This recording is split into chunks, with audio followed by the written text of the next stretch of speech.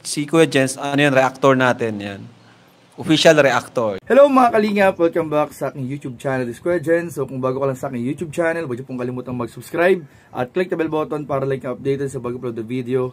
At huwag po natin kalimutang suportahan ng butim kalingap sa pangunguna ni Kuya Val Santos Matubang, Ate Edna Vlog at syempre Kalingap Rob. At pakisuportahan din po ang aming mga kasamahan sa butim kalingap. Nandiyan po ang K-Boys, Kalingap Partner, Kalingap Reactor at lahat po ng charity vlogger sa buong Pilipinas. Tumutulong sa mga kabayan natin na lahat may hirap. Suportahan po natin lahat guys. So ngayong araw mga kalingap ay bibigyan po natin muli ng reaction video ang another scene sa part 80 ng Tambalan Jomcar. At dito nga mga kalingap ay pag-uusapan po natin yung nakalagay po sa title at thumbnail po natin na Kalingap Jomar, dapat na bang pumormal ng panliligaw? Ito na ba ang senyales mga kalingap ng dapat nang itanong talaga ni Papa Joms kay Carla na will you be my girlfriend? Na talagang ingrande o pinaghandaan talaga mga kalingap. Kung ito na mga kalingap ay panoorin muna natin ito at mamaya pag-usapan po natin ang ating mga mapapansin sa video ito in 5, 4, 3, 2. Grabe, hindi talaga kita matiis. Ganda mo talaga. Nawala lahat yung tampo ko na naipon. Nakausap lang kita. Ay no, nakakainis ako. Kasi kahapon lang, sobrang tampo ko sa'yo. Pero, nung ito, nakausap na kita, parang nawala. Baka naman po baliw dyan. Ano palang baliw? Oo, baliw na sa'yo. Oo, siguro. Babaliw ako pag di kita nakausap. Babaliw ako pag di ka nagchat-chat. Medyo paraning na nga rin ako minsan eh. Tsaka po, nung mga nakaraan, pansin ko, sobrang mong matampuin. Oo ba? Parang hindi naman. Siya kaya? Siya? Ewan. Di ko alam ba't laging ganun ako habang tumatagal. Wala akong alam eh. Bakit? Nagagalit ka ba? Hindi naman po. Medyo nanibago lang ako sa'yo. Masyado kang seryoso. Seryoso? Paano?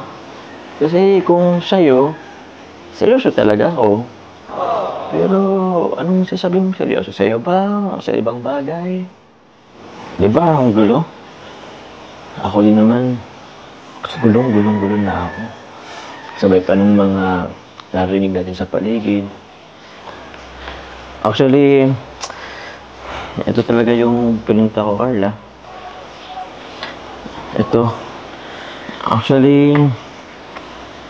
Ito talaga yung naisip ko. Yung opening ng kila Kuya Rob mo, simula nung nakita ko to, parang gusto ko sa akin mismo manggaling. Kaya, binili ko agad to para ibigay ko sa'yo. Kasi, alam mo naman yung nangyari, di ba? Sobrang gulo. Issue dito, issue doon. Away dito, away doon. Parinigan dito, parinigan doon. Tapos, kung kanino-kanino pa akong mayroon narinig, alam ko kahit paano nakapito yun sa atin. Hindi ko nga rin alam kung ano na ba ako sa'yo sa dami ng narinig mo. Hindi ko alam kung sino bang papaniwalaan mo. Sila ba? Wala ko. Tsaka, ewan ko ba? Siguro dahil dala na rin ng pressure. Pero hindi naman siya dala ng pressure eh. Hindi na rin kasi ako makatulog ng mga nakarang gabi. Hindi ka makapag-reply ng agad-agad eh. Inisip ko na lang, baka sa kanila ka naniniwala. Baka hindi na sa akin. Gusto man kitang kausapin, pero ewan, hindi ka na-reply. Although alam ko naman, busy ka, inintindi ko na lang din. Kaya yun, medyo sakit na din. Kaya ito lang siguro yung naisip kong paraan Kasi gusto ko, sa akin ka lang maniwala. Gusto ko, okay tayo. Gusto kong ipaalam sa kanila na okay tayo. Na masaya tayo kahit nagkakagulo sila.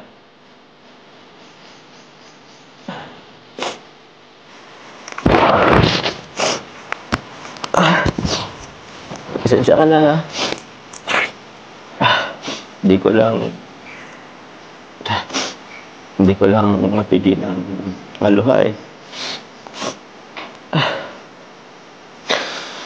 Okay lang po. Sorry din. Sorry din po. Sorry din. Kasi, di ba ka minsan,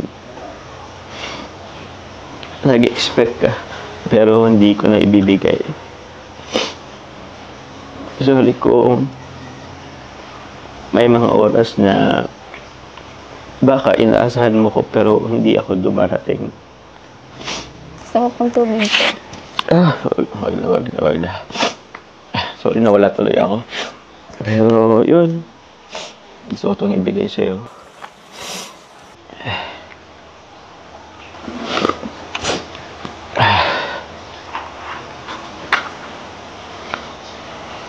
Ito, Carla.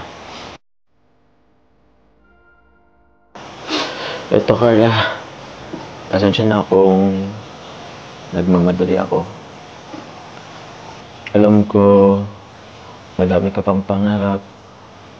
Isa na dun yung makatapos ka sa pag-aaral.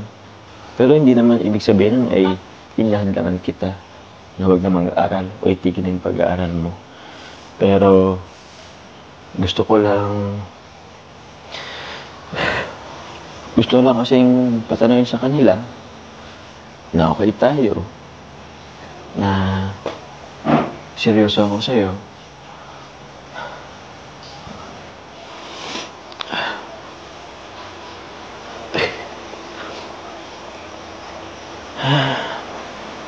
Hindi naman ang kamay mo.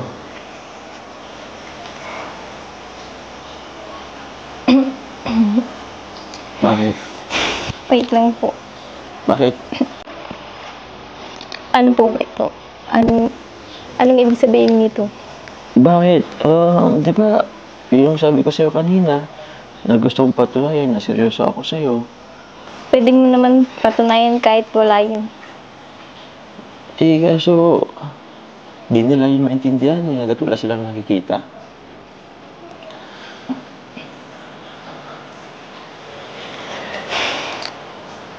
Tsaka po ba kung ano sabihin nila mama pag napanood nila ito.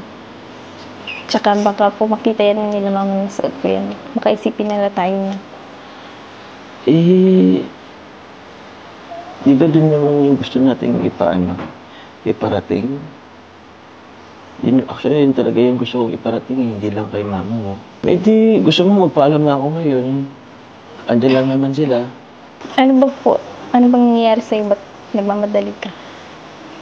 Eh, di ba nga sabi ko sa'yo kanina na gusto kong maging tayo na. Seryoso ako sa'yo. Akala ko ba gusto mo ako? May nagbago na ba? Ayaw mo na ba sa akin? May gusto ka na bang iba? So we're po mga kalingap at napanood naman po natin yung eksena ng part 80 kung saan po nagbigay si Papa Joms ng isang singsing. Ito mga kalingap ay hindi basta-basta singsing lang dahil para kay Papa Joms ito po ay merong significant value, may ibig sabihin po mga kalingap at ito mga kalingap ay pagpapahayag ni Papa Joms ng kanyang intensyon kay Carla na maging girlfriend po nito mga kalingap. Subalit narinig nga natin mga kalingap kay Carla na ayun nga po hindi po niya tinanggap yung singsing. Unang-una nagulat si Carla sa mga pangyayari at siguro si Papa Joms kasi po dito ay nadadala ng pressure. May pressure po sa mga issue, sa mga nangyayaring sunod-sunod na issue sa paligid. Kaya parang nabigla rin dito si Papa Joms na tinanong niya si Carla dito kung pwede na maging girlfriend. Which is itong tanong na ito mga kalingap ay alam naman natin na hindi ito basta-basta tinatanong lamang sa isang babae o sa minamahal natin. Talagang ito ay pinaghahandaan. Yung iba pa nga ay nag-aano ng magandang setup, magandang ayos, disenyo para formal na matanong itong pinakamahalagang tanong na ito kay Carla. At sa tingin ko mga kalingap, dapat din na if ever man po na si Joms po ay talagang yung formal na tatanungin na po niya si Carla ng will you be my girlfriend, siguro po dito mas maganda na idaan din ni Papa Joms kila Nanay Cynthia at Tatay Alan bago itanong kay Carla yung desisyon. Pero ayun nga mga kalingap, medyo nagkagulatan nga po at ito ay naging dahilan ng pagkalungkot ni Papa Joms. Kita naman natin kung paano siya naapektuhan dun sa... Actually, hindi siya refuse hindi siya mga kalingap binasted. Sabi nga ng ibang mga comment, binasted daw, ni-refuse. Pero tingin ko dito mga kalingap, nagulat lang din po si Carla dito sa nangyaring sitwasyon na ito mga kalingap. Pero alam ninyo, alam natin lahat na si Carla po ay kung ano yung pagmamahal ni Jomar kay Carla ay nare-reciprocate po ni Carla kay Jomar, or ganoon din po ang nararamdaman. Mutual po ang kanilang nararamdaman. Siguro mayroon lang pressure kay Carla dahil merong mga priorities, may responsibility. Pero naniniwala ako kung ito ay dadaanin ni Papa Joms sa formal na pamamaraan, papadaanin sa mga magulang ni Carla, at paghahandaan talaga yung proposal, ay sigurado ako magiging maganda ang kalalabasan. Kaya kayo mga kalingap, ano po sa tingin nyo? Comment down below kung dapat na bang formal talagang ipagpaalam ni Papa Joms si Carla sa mga magulang, at dapat na ba na paghandaan ni Papa Joms ang isang big proposal na pagiging girlfriend o pag-i-invite kay Carla na maging girlfriend niya mga kalingap sa tunay na buhay. So yun lamang po mga kalingap, at maraming po salamat sa panonood. Please don't forget to like, comment, share, and subscribe sa ating mga video. Maraming po salamat. God bless. Bye bye.